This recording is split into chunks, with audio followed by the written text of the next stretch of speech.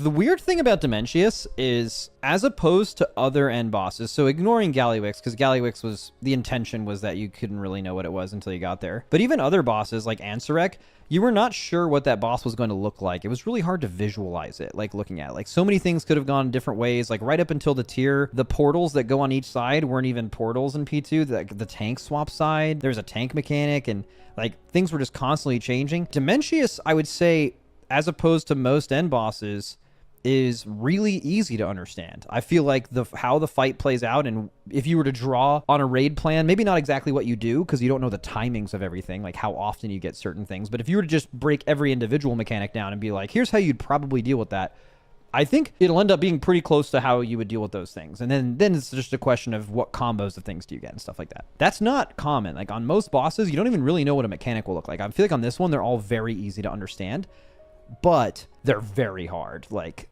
especially the last phase is going to be, like, they're doing this shit. Like, okay, let's look at Echo's kill video of Mythic DeSausage. This is one of the main mechanics in the last phase of Dementius, right? So not the soaks, none of this shit. Oh, here it is. So you see this ring coming across the room, and there's one here, and then they blink it and they port it, and then there's a third one, and like, the idea is you have the basic bit for this mechanic in World of Warcraft is if you get hit by any one of these little things coming at you, you take damage, but it's livable, but you get a 6-second vuln that's unimmutable, or somewhere around 6 seconds or 5 seconds. It's 6 seconds on the last boss, at least last time I looked. And if you get hit by another wave, you just instantly die, right? So it's a huge movement problem to solve and positioning. And this is the main mechanic of DeSausage, but this is just one thing that happens in the last phase of this last boss, alongside a bunch of other things. And it also is like Razageth P3, where the size of the room starts big in P3, and then as the phase goes on, you have less and less space to play with, right? So like later on in the phase, this is just going to be like